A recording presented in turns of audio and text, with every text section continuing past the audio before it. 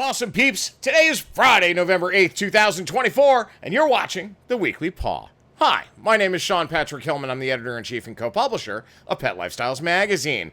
Yes, it's been a while, but I'm back. Yes, unfortunately, I had to have, as most of you know, surgery to repair a torn rotator and bicep. And as you can see, unfortunately, I am still in this sling, otherwise known as a prison. Now, there have been some complications with this, which led to me being out of pocket for a hot minute. So that also doesn't account for this incredibly itchy beard that I've grown, which I cannot wait to get rid of and shave once I'm out of the prison. As a result of this situation, unfortunately, I am about 2 weeks behind on a ton of stories and deadlines and new initiatives that we were going to launch this month. But I am catching up, so just give me a little time. Anyway, now I'm back, and it's time to get down to business. Well, furry business, that is. Earlier this week, I posted this.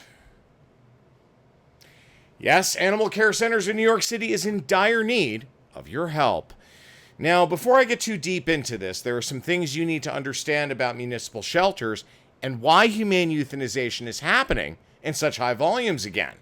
Now, given the issues with ACC right now, I'm going to use them as an example to illustrate everything. It makes it easier, and frankly, it helps them out a little bit given what's going on. So first off, just so we're clear, Animal Care Centers of New York City is contracted by the New York City Department of Health and Human Services to care for all of New York City's animals. As such, ACC is required by law to take in every animal that shows up on their doorstep. Now, that leads to the heart of the issue for what is happening at ACC right now. A municipal shelter only has so much space. And that space is paid for by the municipality, and there is a set budget, usually with some semblance of a buffer for emergencies like a natural disaster, let's say, when animals end up being taken to shelters en masse. Whether that's, if you think back to Superstorm Sandy, how many animals we saw being tied up to fences in the Bronx and Staten Island and Brooklyn. You think about what's going on in Florida in terms of the steady flow of hurricanes that they've had this year. There are a lot of animals that ended up at local animal care units, and unfortunately, many of them had to be euthanized for space. Now, getting back to ACC, that budget buffer only lasts so long, especially in an economically challenged environment where people are surrendering their animals left and right because they can no longer afford either the veterinary care, the food, whatever it is at that moment in time. And that means that the shelter is going to keep hitting its maximum capacity threshold because there are so many surrenders. Now, in these situations, ACC will start lining cages and crates up in the hallways to accommodate as many animals as possible. But again, there's only so much space that is available. And when capacity is reached, sadly, ACC has no choice but to humanely euthanize for space. Now let me get this out of the way right now. No, I don't think that's okay. No caring human would. However, that doesn't mean that you cannot appreciate the difficult situation that ACC has been put in by having to make very hard choices to euthanize to free up space. No, it's not the right thing to do. But what other choice is there for a municipal shelter at that point? I know a lot of people at ACC, both personally and professionally, and I can tell you without any doubt in my mind that none of these people who work or volunteer there want to euthanize an animal, especially a perfectly good dog or cat or rabbit, just to make room for another stray or surrender. It's not right. But that is what the law requires. To ignore that would lead to even larger problems. So, the question becomes, what's the solution for ACC? Well, I can tell you right now, they are taking all of the right steps to try and get as many animals into new loving and responsible homes. And I know a lot of you don't want to hear that, okay? But between shutting down intake and offering alternative solutions to those seeking to surrender and pushing a heavy emphasis on the need for foster families. ACC is doing the right thing here. Now, look, I know, everyone looks to demonize someone else for their perceived crimes. However, the slamming of ACC is just not right. Do they make mistakes? Yeah, of course. Don't we all? Hell yes. So please just stop. These people are working their tails off to try and resolve this situation against some pretty heavy headwinds. And now you guys know me. You know old SP. I always call out the troublemakers and those who seek to harm our forever ones. That is not the case here. Now, hopefully cooler heads will prevail on this, but let me just tackle this as head on as I possibly can, okay? Euthanizing for space is just a disgusting, reprehensible policy. But it's a policy that's made by lawmakers, not by the shelter staff, not by the leadership of animal care centers of New York City. It is required, based on the space allotment that ACC has at their facilities, that eventually you reach a tipping point. That tipping point, unfortunately, started with all of the returns that happened after the pandemic ended and continued to further grow because of a birthing season the size of which we haven't seen in a generation, compounded by an insanely inflated economy where inflation has driven up prices to astronomical proportions that people just can't afford. So if you can't afford to take your pet for medical care, or you can't afford to feed your pet properly, what are you going to do? Well, in many cases, unfortunately, your only option is to surrender that animal. Now, a lot of folks look to rescues for help in trying to find a solution that allows the animal to live in a new, loving, and responsible home. But a lot of people just don't have that option, unfortunately. And that's why we end up in the situation we're in right now. So what's the solution? Go to nycacc.org and help them. They're doing a major push on fosters right now. Can you open up your home to take in a pet? I wish I could. Unfortunately, I'm one-winged right now. And Bree, our spokesdog for Pet Lifestyles magazine, is a little territorial when it comes to our apartment. Not to mention the fact that my wife, Kylie, is on the other side of the planet right now in Australia, her home country, visiting her family. So I can't take in an animal. But I live in Stuytown, and I've gotten a number of people to take in fosters. There are a lot of rescues that look at Stuytown's population for fostering. So there's no reason why we can't help find solutions for ACC. It's, a lot of people like to demonize them. A lot of people like to vilify them for euthanization and mistakes that may be made by a volunteer or a staff member, whatever it is. Look, guys, I am unrelenting and usually unforgiving when it comes to what happens to our forever ones. But you gotta lay blame where it belongs. And right now, unfortunately, for the most part, that sits at our politicians' footsteps. Because they're the ones who made the decisions on numbers, and they're the ones who made decisions that drove us to an inflated economy. So there's not a lot that you can do about that with respect to fixing the larger problem. All we can do right now is focus on what we can do to help get these animals into loving and responsible homes. All right, let's switch gears for a second. Check this out. Hey, you possum peeps, have I got a surprise for you? Well, actually, no, I'm the one who received a surprise. Or rather, she's the one who's receiving a surprise. You ready for this one?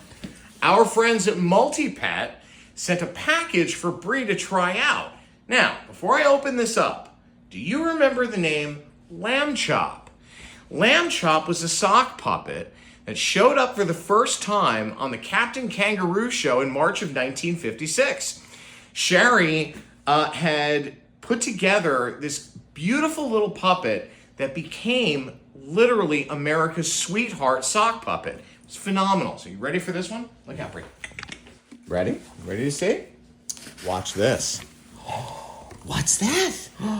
Is that Lambchop? Look at that. Shari Lewis's invention from 1956, and it's now 2024. Huh, Brie? What do you think? Yes, my friends at Multipet are doing a major push on that iconic former sock puppet, Lambchop. Shari Lewis's creation from 1956 that made its debut on the Captain Kangaroo show is as popular today as ever. And Brioreo loves her Lambchop toys. Now, I bring this up because, A, I love the guys at Multipet. Really great team. Love talking with them. Love, emailing back and forth.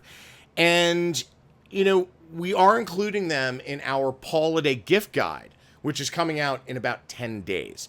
So we are about 10 to 14 days behind on getting, the Holiday edition out. But it's for obvious reasons.